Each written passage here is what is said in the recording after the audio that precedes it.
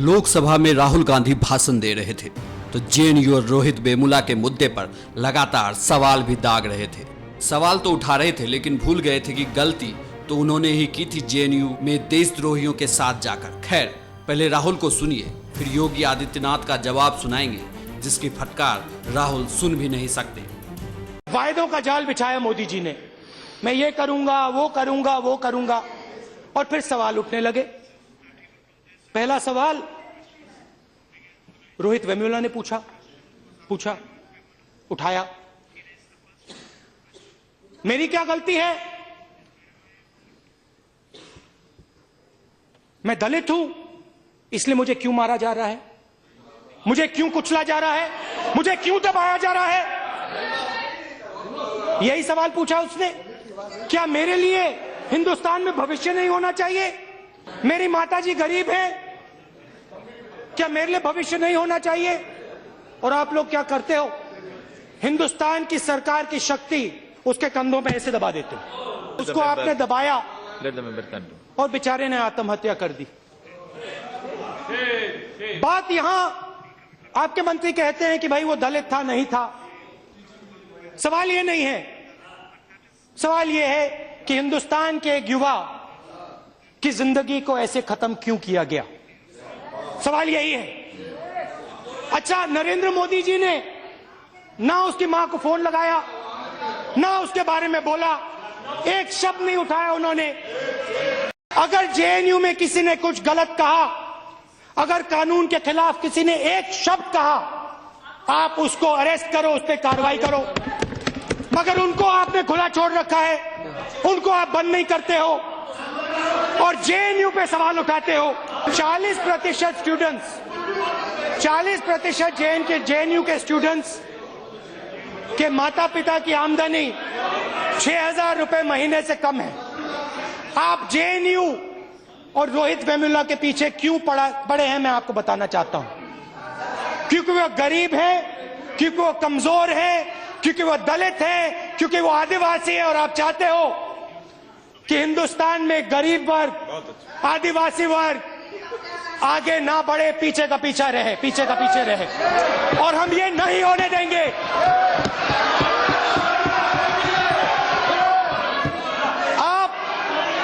आप ना जेएनयू को कुचल पाओगे, ना इस देश के गरीब लोगों को। राहुल का जवाब देने के लिए योगी आदित्यनाथ ने कमान संभाली।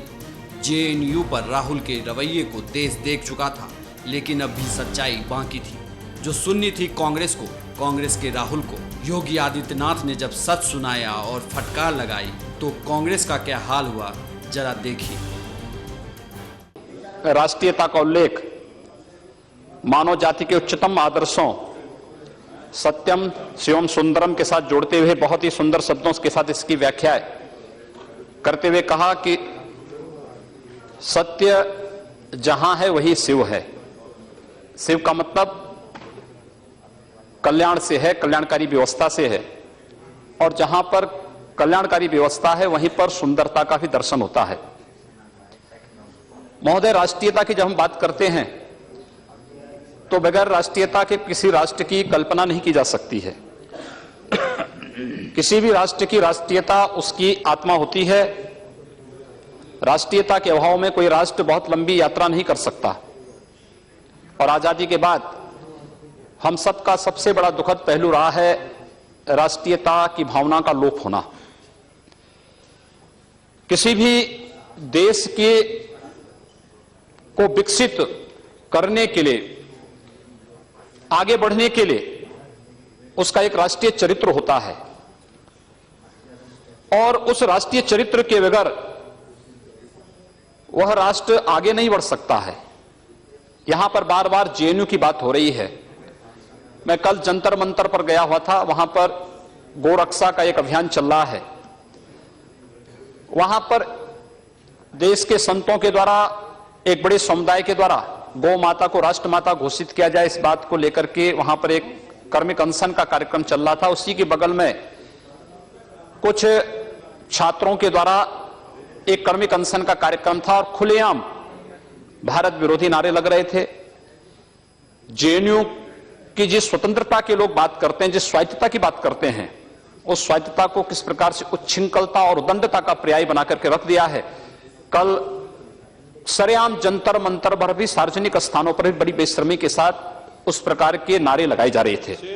और इसीलिए जब कोई कल्पना भी नहीं कर सकता है कि अगर राष्ट्रीयता की भावना का लोप नहीं होता तो जेएनयू जैसे उच्च शिक्षण संस्थानों में अध्ययनरत छात्र राष्ट्रमाता को ही छत विछत करने का कुत्सित प्रयास करें, उसके खिलाफ ही नारेबाजी करें, यह दृश्य भी देश देख रहा है। महोदय, हम सबको नहीं भूलना चाहिए कि द्वितीय विश्व युद्ध में 1945 में पूरी तरह नष्ट हो चुके जापान ने अपने राष्ट्रीय चरित्र के कारण ही आज दुनिया के विकसित देशों में अपना स्थान बनाया है। और भारत कहां खड़ा है, इस सदन के प्रत्येक सदस्य के साथ साथ उन लोगों को इस पर विचार करना चाहिए जो आज स्वायत्तता की बात कर रहे हैं, आजादी की बात कर रहे हैं। बहुत सारे लोगों को एक भ्रम है कि भारत राष्ट्र की परिकल्पना तब प्रारंभ होती है जब इस देश में डिस्कवरी ऑफ इंडिया लिखी गई।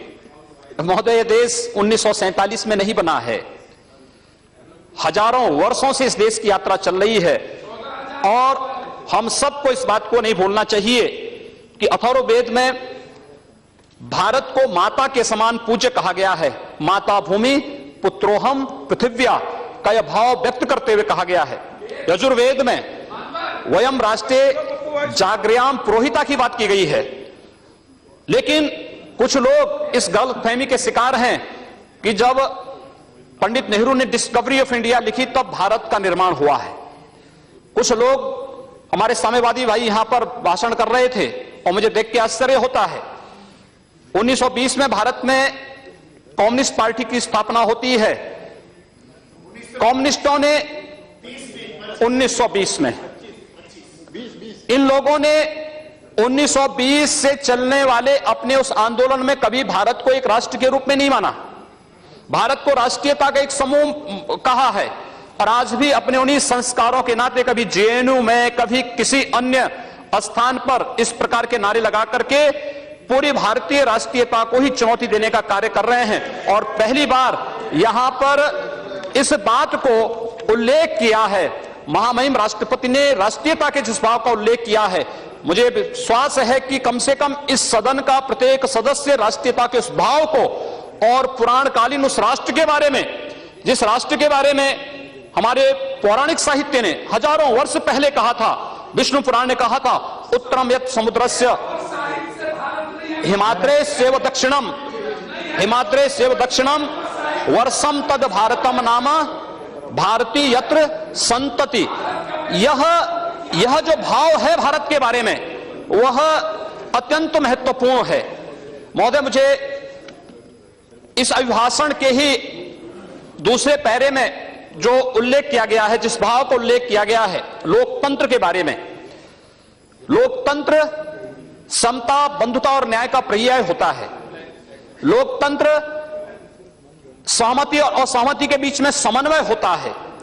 आनो भद्रा करतो यंतु विश्वत का यह भाव, जिसमें अभिव्यक्ति की स्वतंत्रता की एक सीमाएं उस भाव का सम्मान करते हुए की जाती है, उस भाव को, लेकिन लोकतंत्र के इस अभियान को, इस भाव को किस रूप में इन लोगों ने विभाजित किया है? अल्पसंख्यक और बहुसंख्यक के आधार पर। इस अभिभाषण में माननीय महामहिम राष्ट्रपति ने जिस बात का उल्लेख किया है कि इस देश की सरकार के संसाधनों पर देश के गरीब का अधिकार है, इस देश के अंतिम व्यक्ति का अधिकार है। यह सरकार कभी अल्पसंख्यक और बहुसंख्यक के आधार पर, यह सरकार कभी जाति, मत, मजहब के आधार पर, अगड़े पिछड़े के आधार पर समाज को बांटने का कार्य नहीं कर रही है। सबका साथ, सबके विकास की बात यह सरकार करती है। लोकतंत्र में जब हम अल्पसंख्यक और बहुसंख्यक के आधार पर किसी व्यवस्था को बांटने का प्रयास करते हैं तो फिर वह प्रयास लोकतंत्र पर एक प्रकार का आघात होता है। लोग कह रहे हैं कुछ हुआ ही नहीं पिछले 19-20 महीनों में। जनधन योजना में किसके खाते खुले हैं? 21 करोड़ से अधिक खाते अब तक खुल चुके हैं और महोदय उसमें से 15 करोड़ खाते चालू हालत में हैं। 32-33 हजार करोड़ रुपए की जमा पूंजी वहां पर आज के दिन पर मौजूद है। गरीबी उन्मूलन और समाज के अंतिम व्यक्ति को वित्तीय सेवा और सुरक्षा मुहैया कराने में, यानी जनधन योजना में जिस व्यक्ति का खाता खुल गया है उसमें 5,000 के क्रेडिट के साथ साथ यह भी व्यवस्था दी गई है कि अगर किसी दुर्भाग्य से दुर्घटना का शिकार होता है तो 2 लाख की बीमा की सुविधा उसमें दी गई है। सुरक्षा की गारंटी जनधन योजना में वो खाते इस देश के प्रत्येक व्यक्ति को दे रहे हैं बिना किसी भेदभाव के। हमने ये नहीं कहा कि फलाने अल्पसंख्यकों या फलानी जाति का ये अधिकार है केवल इस खाते पर। हमने समाज के प्रत्येक व्यक्ति के लिए योजनाएं घोषित की हैं, उसी दृष्टि से वो योजनाएं चल रही हैं। और उसी में अन्य कल्याणकारी जो महत्वपूर्ण योजनाएं घोषित हुई हैं, प्रधानमंत्री सुरक्षा बीमा योजना, प्रधानमंत्री जीवन ज्योति बीमा योजना, अटल पेंशन योजना, अत्यंत महत्वपूर्ण और समाज के वंचित लोगों को एक नया जीवन दान देने का प्रयास। और महोदय मैं याद दिलाना चाहता हूं, प्रधानमंत्री मुद्रा योजना में इस देश के 6 करोड़ लोगों को ध्यान में रख करके ठेला, खोमचा, रेहड़ी, सब्जी बेचने वाला, पटरी पर व्यवसाय करने वाला, रिक्शा चलाने वाला, उन सभी लोगों को ध्यान में रख करके देश के बेरोजगारों को स्वावलंबन की ओर अग्रसर करने के लिए 3 प्रकार की स्कीम उसमें सरकार ने प्रारंभ की। प्रधानमंत्री मुद्रा योजना में किशोर, शिशु, किशोर और तरुण, इन 3 योजना में 50,000 की योजना शिशु में, 50,000 से 5 लाख तक किशोर में, और फिर 5 लाख से 10 लाख तरुण योजना के अंतर्गत लोगों को लाभान्वित बिना किसी गारंटी के शिशु योजना में लोगों को लोन देने की सुविधा, आसान किस्तों पर कम ब्याज दर पर देने की व्यवस्था। महोदय पहली बार भारत का कोई प्रधानमंत्री स्वच्छ भारत अभियान की शुरुआत करता है। एक साथ करोड़ों लोग पूरे देश के अंदर उस सफाई अभियान के साथ जुड़ते हैं, स्वच्छ भारत को सशक्त भारत के साथ जोड़ने की परिकल्पना को साकार करते हैं। देश के प्राथमिक विद्यालयों में जहां पर बुनियादी सुविधाएं नहीं थी, उन विद्यालयों में भी शौचालयों की स्थापना होगी, पहली बार देखने को मिला है। और लगभग 5 लाख से अधिक शौचालय अब तक प्राथमिक विद्यालयों में सरकार के कारण बन चुके हैं। ग्रामीण क्षेत्रों में भी अनेक प्रकार से इस प्रकार के कार्यक्रम बने हैं।